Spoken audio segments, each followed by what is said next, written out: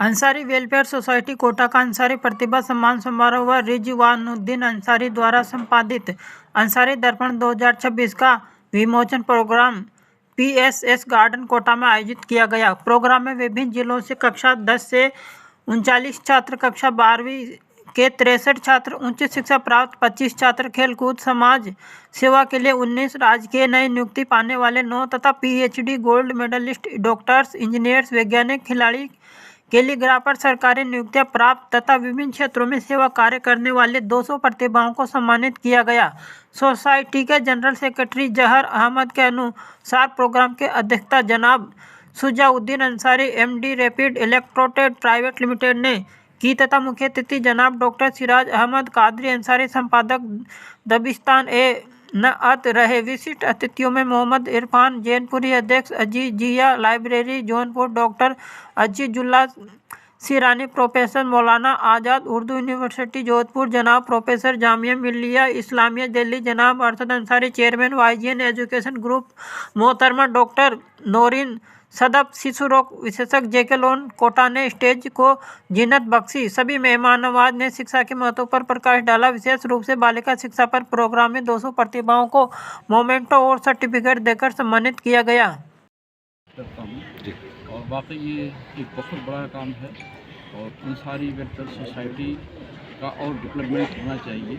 जहाँ पे ये अपने शहर में, अपने स्टेट में प्रोग्राम्स कर रहे हैं, मैं चाहता हूँ कि ये प्रोग्राम्स हिंदुस्तान के सारे स्टेट्स में हों और पूरे हिंदुस्तान भर में हों, ताकि लोगों को बढ़ने का और ख़ास करके नौजवानों का, बच्चों को बढ़ने का के रास्ते हमवार हों।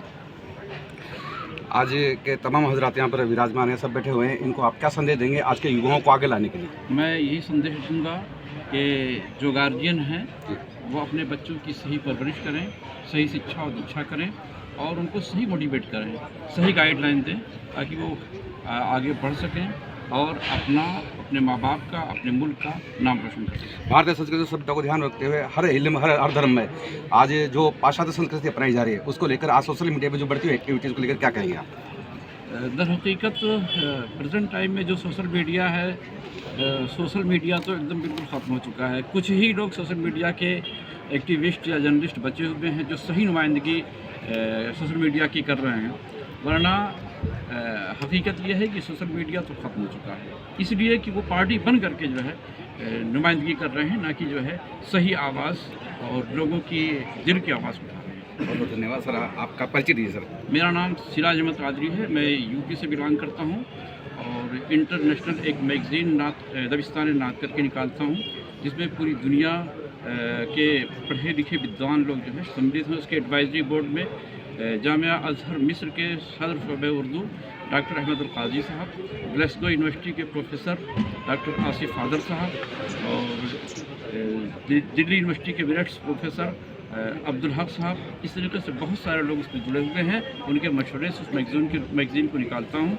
और पूरी दुनिया में मैगज़ीन पढ़ी जाती है। बहुत बहुत धन्यवाद। हर साल होता है जी जी। और हम जितने हमारे समाज के लोग हैं कोई राजस्थान के जिन्होंने अच्छे नंबर लाए हैं उनको सम्मानित किया। देखा जाए सर, मुस्लिम समाज, अंसारी समाज आज एक बहुत बड़ा मुकाम हासिल करने वाले हैं। देखा जाए तो पिछले 10-50 सालों के अंदर कम से काफ़ी तो सरकारी मुलाजिम हैं, काफ़ी इंजीनियर है, काफ़ी डॉक्टर है, इनको लेकर किस तरह से खुशी जाहिर करेंगे आप? ये है कि धीरे धीरे हमारे समाज ने प्रोग्रेस किए। आज हम 25-30 साल पीछे जाते हैं तो बहुत ही बैकवर्ड था। इंशाल्लाह आज जो हम जो है काफ़ी अच्छी तादाद में सरकारी नौकरी में और कॉम्पिटिशन में भाग लेते हैं। और क्या कहना चाहेंगे सर आप? मैं ये कहना चाहूँगा जो हमारे आज बच्चे हैं ये इसी लगन से आगे बढ़े और देश का और समाज का नाम रोशन। कितने युवक युवतियों को सम्मान मिल रहा है आज हम यहाँ 200 जो है लोगों को सम्मानित कर रहे हैं, इसमें 150 बच्चे हैं और बाकी वो जो सामाजिक गतिविधि में, खेल कूद में और जो समाज में जिन्होंने अच्छे काम किए उन सभी को सम्मानित किया। करीब कहाँ से लोग आए हैं? इस टाइम हमारे पूरे राजस्थान से आए हुए हैं। अंसारी समाज के अलावा भी और कोई आते हैं किसमें? नहीं, अभी हम केवल फोकस अंसारी समाज पर ही।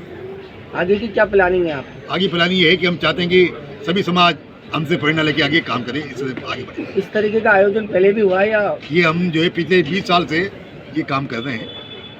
क्या नाम है आपका साहब? माय नेम सिराज अहमद अंसारी, सदर Ansari welfare society Kota. Professor हूँ Jamia Millia Islamia university. Okay sir, शुक्रिया सर। जी बताइए सर, बताइए सर। आपका सवाल। हाँ, आज के प्रोग्राम को लेकर क्या कहना है आपका? ये प्रोग्राम मैं पहली बार मुझे सिराज साहब ने इन्वाइट किया और मुझे बहुत अच्छा लगा। मैं चूँकि शिक्षा के क्षेत्र से जुड़ा हुआ हूँ और मेरा फोकस भी शिक्षा पे ही काम करने का है। तमाम नौजवानों को शिक्षा के क्षेत्र में आगे बढ़ें और उससे ज़्यादा ज़रूरी है कि नौजवानों को जो कैरियर काउंसलिंग है वो क्या कर सकते हैं, इसके ऊपर मैं काम कर रहा हूँ और जगह जगह मैं इस पर लेक्चर करता रहता हूँ। सिराज भाई ने मुझे बुलाया, जो अंसारी वेलफेयर एसोसिएशन के सदर हैं, उनके बुलावे में आया और मुझे यहाँ बहुत ही अच्छा लगा कि एक समाज के लिए इतनी मेहनत के साथ ये काम कर रही है। और जैसा आपने भी कहा कि जो अंसारी समाज काफ़ी आगे बढ़ी है, उसके इसी के नतीजे में है कि अंसारी समाज एजुकेशन क्षेत्र में, मुसलमानों में ख़ास तौर में देख रहा हूँ कि अंसारी समाज जो है शिक्षा के क्षेत्र में काफ़ी आगे है और जब शिक्षा में आगे हैं तो आप हर चीज़ में आगे रहेंगे। आप शिक्षा के क्षेत्र से तो कोटा को शिक्षा नगरी के नाम से जाना जाता है। आपके इलाकों में कोटा के बारे में आप क्या सोचते हो? कोटा शिक्षा नगरी तो मैं नहीं कहूँगा, लेकिन ये वो कोचिंग का हब था है और इन्होंने ख़ास तौर पे मेडिकल और इंजीनियरिंग के शिक्षा के लिए जो इन्होंने एक पूरा इंडस्ट्री कायम की थी, एक इकोसिस्टम कायम हुआ था, उसमें पूरे हिंदुस्तान में ये मशहूर है, इसमें कोई शक नहीं है। और यहाँ से बच्चे काफ़ी, और इसकी वजह से कोटा शहर का भी विकास हुआ और कोटा के लोगों को एक तरह से बल्कि कहा जाए कोचिंग एक इंडस्ट्री के तौर पे यहाँ पे कायम हुआ और वो अभी चल रहा है। मुझे उम्मीद है कि ये चीज़ें आगे चल रही हैं। गुड नेम सर, नाम बताइए सर आपका। ज़ैनुल आबिदीन जाफरी। प्रोग्राम के लिए, क्योंकि जो आप सब जमा हुए हैं ना, वो इन्हीं की कोशिशों से जमा हुए हैं। और मंच पर उपस्थित सभी सम्मानित अतिथि, हमारे मेहमान जो दूर से भी आए हुए हैं, उनका भी तहे दिल से इस्तकबाल करते हैं। मंच पर मौजूद हमारे मुझसे पहले जो सम्मानित हमारे मेहमान थे, उन्होंने बहुत ही बेहतरीन अंदाज से तरबियत आप लोगों की और एजुकेशन के बारे में बताया, खुसूसन जो जामिया मिल्लिया के कौन वगैरह मिलते हैं उनके बारे में बताया। इससे पहले हमारे डॉक्टर साहब बता रहे थे कि जाहिर सी बात है कि लेडीज़ के साथ साथ जेंट्स की भी जिम्मेदारी होती है अपने घर पे उनका सपोर्ट करें। मैं अपनी बात मुख्तसर अंदाज में ये कहना चाहूँगा कि जितने हमारे स्टूडेंट्स जिनके लिए भी ये इस्तकबालिया प्रोग्राम रखा गया है, यहाँ पे जो हमारे स्टूडेंट्स हैं, तो ज़िंदगी में एक बात ध्यान रखिएगा, आप यहाँ तक पहुँचे हैं ना तो अपने माँ बाप की दुआओं की बदौलत पहुँचे हैं। तो हमेशा अपने माँ बाप की इज्जत करनी है, पेरेंट्स का अदब करना है। हमारे पेरेंट्स के ही जरिए हम इस मकाम पर पहुँचे हैं। अगर दुनिया में आपको कितना ही बड़ा मुकाम हासिल हो जाए, लेकिन ये याद रखिएगा उसके पीछे आपकी माँ बाप की दुआएं जरूर रहती है। तो माँ बाप की दुआएं हैं जो आपको इस मकाम पर लाई है और माँ बाप की दुआएं हैं जो आगे भी आप तरक्की करेंगे। तो आप सभी स्टूडेंट से, सभी विद्यार्थियों से मैं ये रिक्वेस्ट करूँगा, गुजारिश करूँगा कि हमेशा ये ध्यान रखिएगा कि आपके माँ बाप ठीक है, बजाय एक बाप भी जो होता है, पेरेंट्स हमारे जो वालिद होते हैं, वो बजाय आपको आपकी गलती पर डांटते हैं, लेकिन डांटते इसलिए हैं कि वो आपके फ्यूचर चाहते हैं, आपका भविष्य चाहते हैं। तो आपसे रिक्वेस्ट यही है कि आप अपने पेरेंट्स का अदब करें। ज़िंदगी में कितनी ही बड़ा आपका मुकाम हासिल हो जाए, हमारे पेरेंट्स को हमारा अदब करना चाहिए और जो हमारे दुआएं करते हैं, तो हो सके तो बच्चों को ख़ास तौर से जुमा के दिन अपने माँ, अगर वो लड़का है तो वालिद के हाथ चूमना है, सर पे रखाना है। इंशाल्लाह इससे आपकी तरक्की बेहतरीन होगी।